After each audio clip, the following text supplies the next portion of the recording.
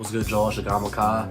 And I gotta give the Brooklyn Nets a lot more credit because the stuff they're doing without KD, with him being out, is something that I really did not see happening. I thought when KD went down, they were gonna be losing games to a lot more teams because the Nets have no defense. So I'm thinking they need all three of their best offensive players to be able to win these kind of games. But we've seen them win without KD and Kyrie, and we're seeing James Harden just take them to win. So I think that's something that needs to be talked about.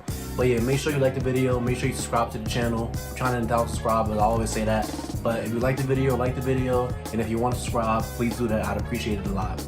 But yeah, man, the Brooklyn Nets, they are a really, really, really, really dangerous offensive team. Like, I didn't give them enough credit for, the whole James Harden signing. Like, I did think it made them the favorites in the East, but I did see a path where, the Milwaukee Bucks or the Philadelphia 76ers can beat them. And, don't get me wrong, I still see that happen. Like, I still see a way that the Bucks can, beat them in the playoffs. I still see a way that, the Sixers can beat them in the playoffs. But now that I'm seeing how they play without KD, I'm starting to think that it won't be as easy as I thought it would be in the past.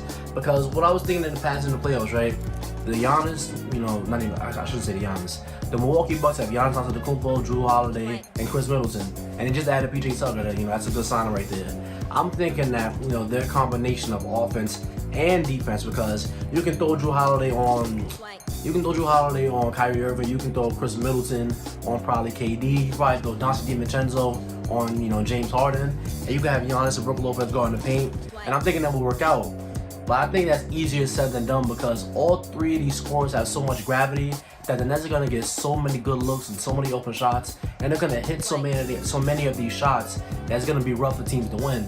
We saw the Brooklyn Nets beat the Los Angeles Clippers with no Kevin Durant, just Kyrie and just James Harden. For the past, it feels like it's going on a month. There's been no Kevin Durant. He's missed a lot of games, with that hamstring injury. And what we've been seeing is that the Nets are beating quality teams. They beat the Celtics not too long ago. They beat the Spurs. The Spurs aren't a great team, but they are a quality team.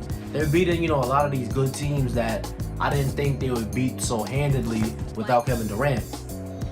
And now in the playoffs, I think James Harden and his playmaking is going to be a huge thing for them because if he doesn't facilitate for their role players, I think the role players need to get some credit too because the way that they, accepted their role and, just accepted that James Harden, as long as he's on the floor, they're going to find a way to get them open looks. I think that's a big part of what the Nets do. And, for some of the role players, Bruce Brown, Sham has been playing better. Joe Harris has always been a sniper this year. A lot of their role players, Jeff Green has been amazing this year. He still has some athleticism in those legs. He's probably, their best defender by far. Maybe Bruce Brown, but I'm going with Jeff Green, and he can knock down people very efficiently. And it's like James Harden and Jeff Green's two-man game is just very simple offense. They just set the screen, slip screen. He just passes it to him in the pocket, and it's just a floater every time. I watched them against, I think it was against the Magic, and they just did that same play 1,000 times, and it worked each and every time. It was crazy. No. It was against the Knicks. They did that play against the Knicks, I think about 5 times in a row, and it worked every single time.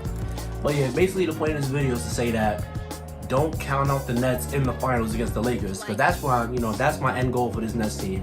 Obviously, I still have the Lakers as my favorite, but now I feel like with every Nets game that I watch, the Nets are getting more and more even on even playing field with the Lakers. And I think that because I made a video around the time James Harden got traded originally, and I was saying that this is a super team, right? The Nets are a super team no matter how you want to slice it, but this is a super team that has a huge glaring weakness that will eventually cause them to lose to the Lakers.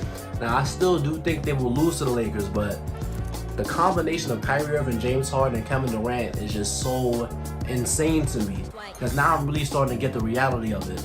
Those are three of the best scorers that NBA has ever seen, and then you're going against defense in the NBA is very important. You need to be able to have guys who can stop guys, but defense doesn't mean you stop them from making every shot. The three guys in Brooklyn are so amazing at shot making and shot creating that I don't think, all world defenders are not going to have an easy time stopping them, what I'm saying? Like, let's say you put AD on KD. Can AD make, life tough for KD? Can he make him miss a lot of shots? Yeah. But KD is so elite at shot making. He's so tall, he's so skilled. He's going to make a lot of shots, and, they're going to have to live with those. But yeah, this whole video was just, really just describe my thoughts on the whole Brooklyn Nets situation. And currently as I make this video, they're getting blown out by the Magic. So I do think they still do have weaknesses, but I think once you combine the whole big three, there's not going to be a lot of nights like tonight.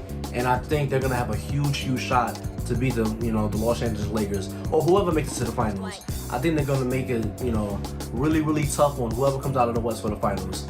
And, as each game goes on, I do think that they're going to win the championship more and more. The Lakers are still the favorite for me, but the Nets are creeping up right there. But yeah, if you say to this video, thank you. Don't forget to like, comment, and subscribe, and I'll see you on the next one.